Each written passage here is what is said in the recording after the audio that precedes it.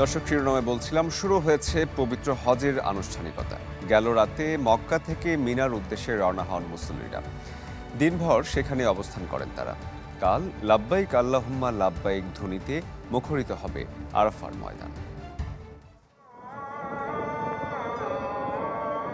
তাবুন নগরী খ্যাত মিনায় লাখো মুসল্লির জড়ো হওয়ার মধ্য দিয়ে শুরু হলো পবিত্র হজের মূল আনুষ্ঠানিকতা।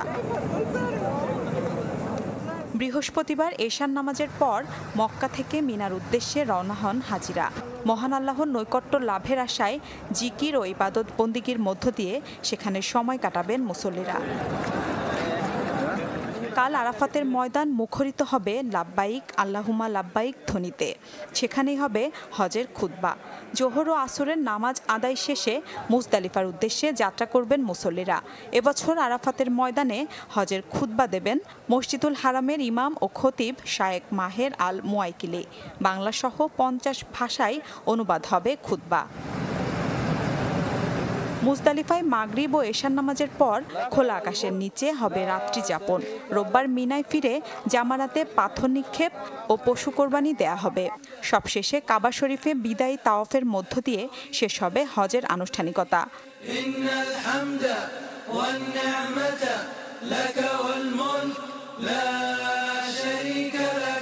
চলতি বছর 180টির বেশি দেশের প্রায় 20 লাখ মানুষ হজ পালন করবেন।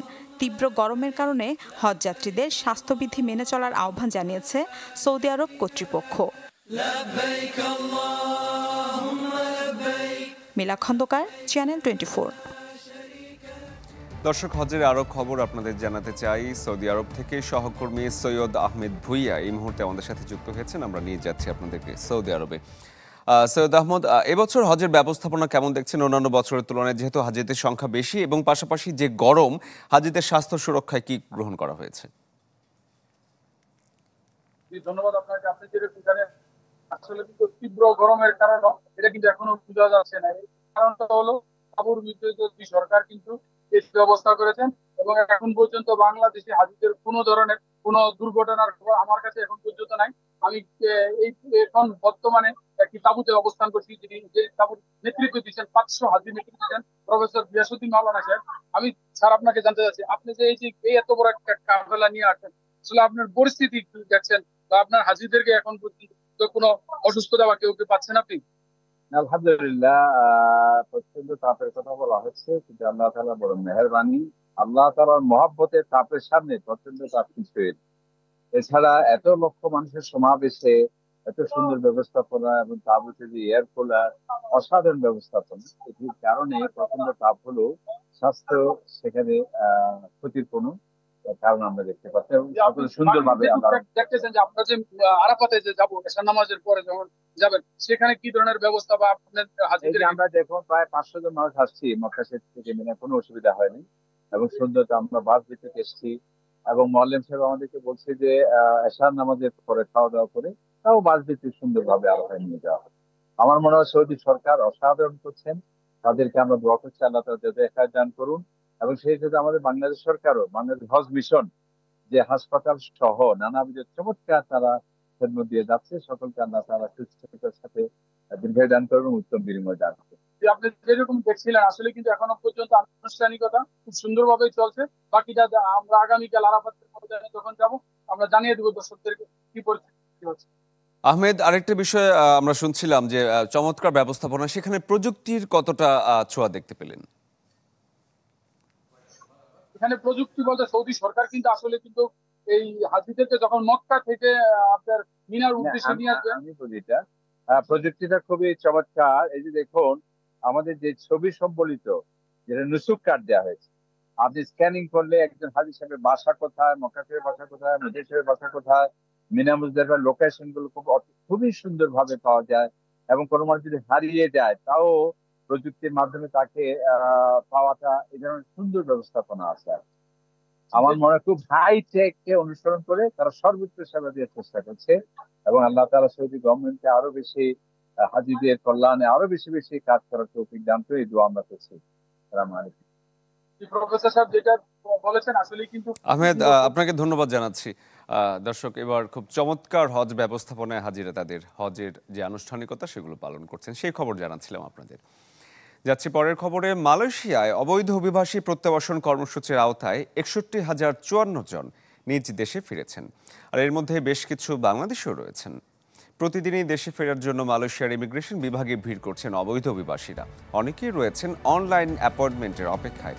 দেশের ইমিগ্রেশনের তথ্য বলছে, চলতি বছরের 9 জুন পর্যন্ত প্রত্যাবাসন কর্মসূচির আওতায় দেশে ফিরতে নিবন্ধন করেছেন 70,379 জন অবৈধ অভিবাসী।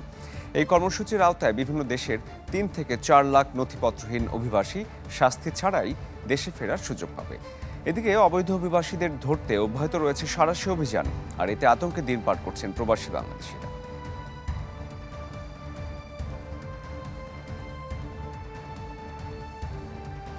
দর্শক, এই বিষয়ে আরো বিস্তারিত খবর আপনাদের জানাতে চাই, যেহেতু বাংলাদেশ থেকে প্রচুর পরিমাণ প্রবাসী মালয়েশিয়ায় থাকেন। মালয়েশিয়া থেকে সহকর্মী ওয়াহিদ সোহান আমাদের সাথে এই মুহূর্তে যুক্ত হয়েছেন। সোহান, এই নিবন্ধন প্রক্রিয়ার মাধ্যমে দেশে ফেরত পাঠানোর যে প্রক্রিয়া চলছে, এর মধ্যেই পুলিশ আবার অভিযান চালাচ্ছে, এটা কেন হচ্ছে এবং মালয়েশিয়া সরকার হঠাৎ কেন এত রেগে গেল? জি, আপনাকে অসংখ্য ধন্যবাদ। আপনি যে প্রশ্নটি করেছেন, এই প্রশ্নটি আমাদের প্রবাসীদের হৃদয়ের একটি প্রশ্ন। আসলে হঠাৎ করে মালয়েশিয়া ইমিগ্রেশনের এই অভিযান নয়। মালয়েশিয়া সরকার যখন 1 মার্চ থেকে এই প্রত্যাবর্তন কর্মসূচিটি দিয়েছে, তখন থেকে মালয়েশিয়া ইমিগ্রেশনের মহাপরিচালক এবং স্বরাষ্ট্রমন্ত্রী বারবার হুঁশিয়ারি উচ্চারণ করে আসছে, যারা একজন অবৈধ অভিবাসী মালয়েশিয়াতে থাকা পর্যন্ত তারা অভিযান অব্যাহত রাখবে। এই অভিযানটি তাদের পিআইডির একটি অংশ, প্রোফাইল ইন্ডেক্স পূরণ করার একটি অংশ।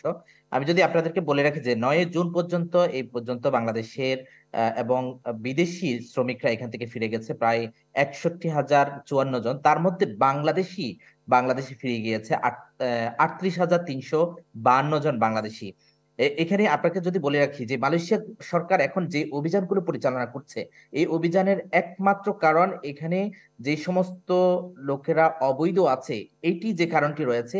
আরেকটি কারণ রয়েছে যে বিভিন্ন দেশ থেকে প্রবাসীরা বাংলাদেশ এখানে এসেছে এবং যে নতুন কলিং বিষয় এসেছে তারা নির্দিষ্ট কোম্পানিতে কাজ না করে বিভিন্ন কোম্পানিতে পালিয়ে যাচ্ছে।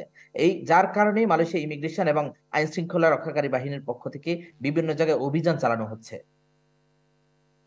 নিবন্ধন প্রক্রিয়ায় একটি ধীরগতির অভিযোগ পাওয়া যাচ্ছে বিভিন্ন জায়গা থেকে। এই বিষয়টির আপনি কি জানেন, কেন ধীরগতি হচ্ছে নিবন্ধনে? এই বিষয়টি আপনি যে প্রশ্নটি করেছেন, আসলে এই বিষয়টি নিয়ে ইমিগ্রেশনের মহাপরিচালককে আমরা প্রশ্ন করেছিলাম। তিনি যে কথাটি বলেছেন যে আসলে তাদের যে ক্যাপাসিটি রয়েছে, এই ক্যাপাসিটির তুলনায় মালয়েশিয়াতে অবৈধ অভিবাসীর সংখ্যাটা অনেক বেশি। প্রায় 4 থেকে 5 লক্ষ তারা ধারণা করছে এখানে অবৈধ অভিবাসী রয়েছে।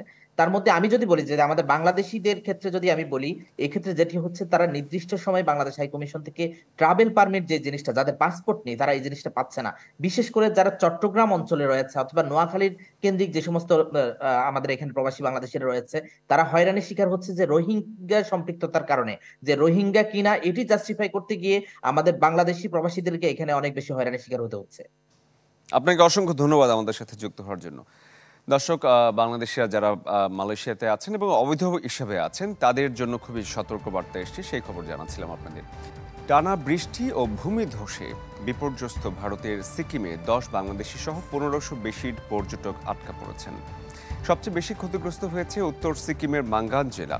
সেখানে গেল বুধবার রাতে ভূমিধসে 6 জনের মৃত্যু হয়েছে। আর এই জেলারই লাচুং এবং চুংথাং গ্রামে আটকা পড়েছেন পর্যটকরা। তাদের আকাশপথে নিরাপদে সরিয়ে আনার চেষ্টা করছে রাজ্য সরকার। আচমকা বন্যায় তিস্তা নদীর পানি বেড়ে গ্যাংটক, দার্জিলিং এবং কালিম্পংয়ের সড়ক যোগাযোগ ব্যাহত হয়েছে। সিকিমে ত্রাণ পৌঁছতেও বেগ পোহাতে হচ্ছে।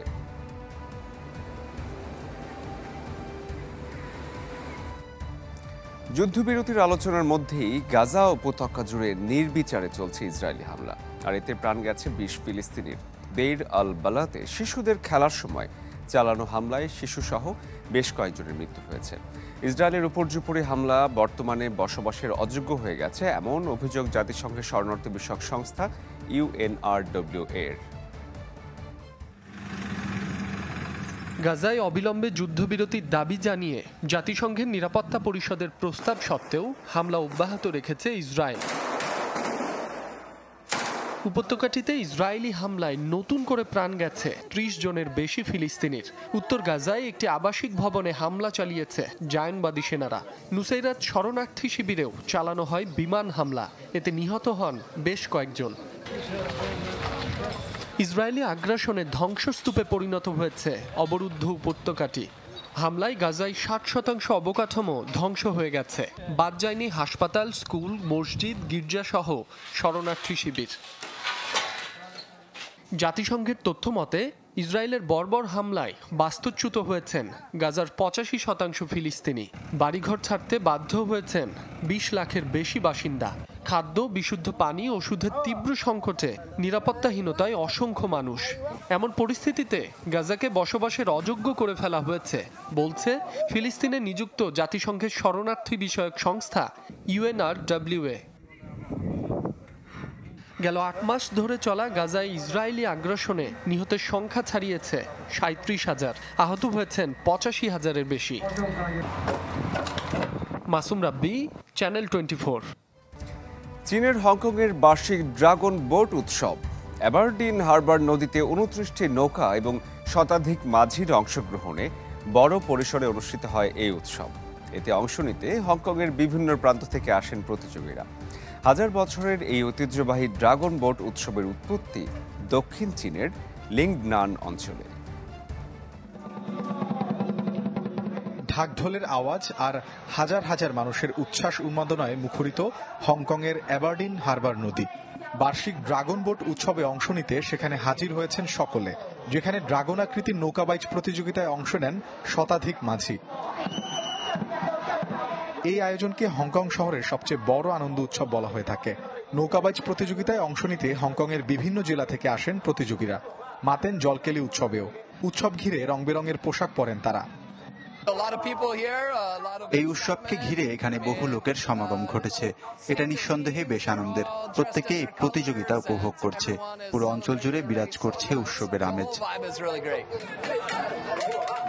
এই উৎসব ঘিরে ঐতিহ্যবাহী খাবার আয়োজনের রীতি রয়েছে সেখানে। তৈরি করা হয় এক ধরনের চালের পুডিং, যা নদীতে ছোড়া হয়। তবে এটি স্থানীয়দের কাছে বেশ জনপ্রিয় খাবার হিসেবে প্রচলিত। বরাবরের মতোই এই ড্রাগন বোট প্রতিযোগিতাটি হংকংয়ের সবচেয়ে বড় একটি আয়োজন। আমরা প্রতি বছর হংকংয়ের অ্যাবারডিনে আসি এই প্রতিযোগিতায় অংশগ্রহণ করতে। এই উৎসবের জন্য আমরা অধীর আগ্রহে অপেক্ষা করি। এই প্রতিযোগিতার সবচেয়ে আকর্ষণীয় দিক হলো সমস্বরে গান গাওয়া এবং একসাথে আনন্দ করা। হাজার বছরের ঐতিহ্যবাহী এই ড্রাগন বোট উৎসবের উৎপত্তি হয়েছিল দক্ষিণ চীনের লিংনান অঞ্চলে। সে সময় সম্ভ্রান্ত চীনা কবি কু ইউয়ান আত্মহত্যার জন্য ঝাঁপ দিয়েছিল নদীতে। মাছ যেন তার দেহকে গ্রাস করতে না পারে সেজন্য স্থানীয় মাঝিরা তাকে উদ্ধারে সেদ্ধ চাল পানিতে ছেটায় এবং জোরে জোরে বৈঠা বাইতে থাকে। সেই থেকেই চালু হয়েছে এই উৎসবের রীতি। মোর্শেদ শোভন, চ্যানেল 24। ইসলামী ব্যাংক পিএলসি ওয়ার্ল্ড নিউজ টুডেতে এই ছিল আজকের আয়োজন। সপ্তাহের প্রতিদিন বিশ্বের গুরুত্বপূর্ণ সব সংবাদ এবং বিশ্লেষণ জানতে একই সময়ে চোখ রাখুন চ্যানেল 24 এর পর্দায়। এছাড়াও দেখতে পারেন আমাদের ফেসবুক পেজ এবং ইউটিউবে। এতক্ষণ যারা সঙ্গে ছিলেন ধন্যবাদ জানাচ্ছি সবাইকে।